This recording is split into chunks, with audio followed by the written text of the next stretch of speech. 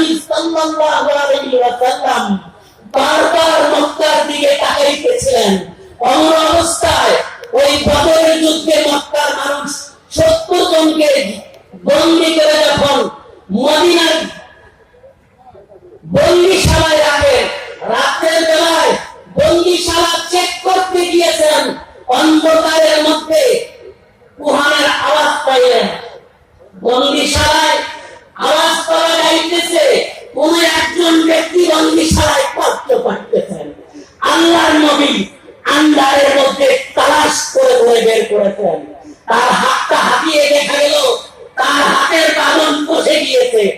আল্লাহর নবী সাল্লাল্লাহু আলাইহি ওয়াসাল্লামকে জিনারা দীর্ঘদিন কষ্ট দিয়ে রাস্তা দিয়ে হেঁটে যেত, উপর থেকে আবর্জনা পুরা কর্তক মাথার উপরে ফেলাইতো, রাস্তা দিয়ে হেঁটে যাইতেন, রাস্তায় কাটা দিত।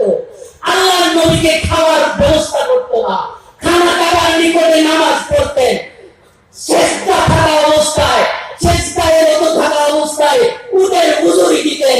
সেই সমস্ত মানুষ যেদিন বন্দিশালায় বন্দী হয়েছেন, আন্ধারের মধ্যে তালাশ করে করে আল্লাহর নবী হাতে রাখতেন, নিজ হাতে ক্রিয়া করে দিলেন।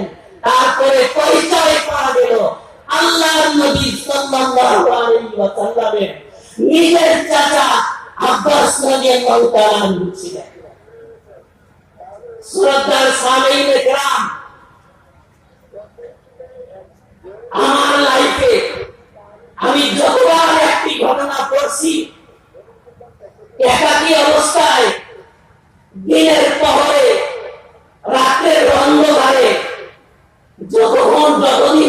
যতদিন আমি মনে করেছি বা আমি পড়েছি, আমার চোখের পানি আমি ধরে রাখতে পারি নাই। শ্রদ্ধার সামিঈনে কেরাম, আল্লাহর নবী সাল্লাল্লাহু আলাইহি ওয়াসাল্লাম ওই বদরের যুদ্ধে মুক্তিপণ নিয়ে ছেড়ে দেওয়া আরম্ভ করলেন। যাদের ঘরে টাকা পয়সা ছিল, মুক্তিপণ দিয়ে দিয়ে তারা আজাদ হয়ে যাইতেছেন। আল্লাহর নবীর বড় দামাত, আল্লাহর নবীর কলিজার টুকরা বড় মেয়ে হযরত যায়েনব রাদিয়াল্লাহু তাআলা আনহার স্বামী আবুল আস বন্দিশালায় বন্দী ছিল। আবুল আসের মুক্তিপণ মক্কা থেকে কিছু আসে নাই, মক্কা থেকে আসছে যায়েনব রাদিয়াল্লাহু তাআলা আনহার গলার সোনার হার। এই গলার সোনার হার আবুল আসের মুক্তির জন্য আল্লাহর নবীর সম্মুখে যখন হাজির করা হয়েছে, আল্লাহর নবীর চোখে পানি এসে গিয়েছে।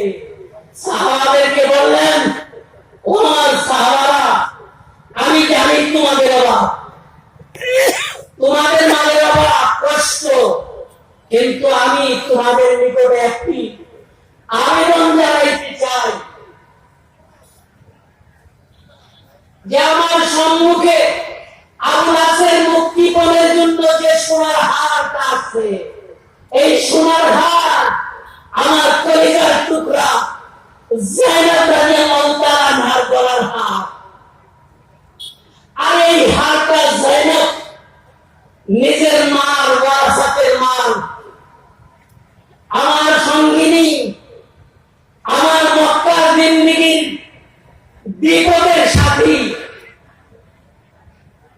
হযরত খাদিজাতুল কুবরা রাদিয়াল্লাহু তাআলা আনহার গলার হার। তাই আবুল আসের মুক্তিপণে সোনার হার যদি তোমরা মাফ করে দাও, আমি এই হারটা আমার কলিজার টুকরা যায়েনবের জন্য আমি ধরিয়ে দিব।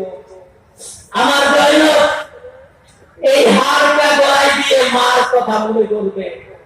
শ্রদ্ধার সামিঈনে কেরাম, আল্লাহর নবী সাল্লাল্লাহু আলাইহি ওয়াসাল্লাম কতদিন আগে খাদিজাতুল কুবরা রাদিয়াল্লাহু তাআলা আনহার সঙ্গে দিন কাটিয়েছেন, কষ্টে দিন কাটিয়েছেন, সেই কথা মনে করেছে।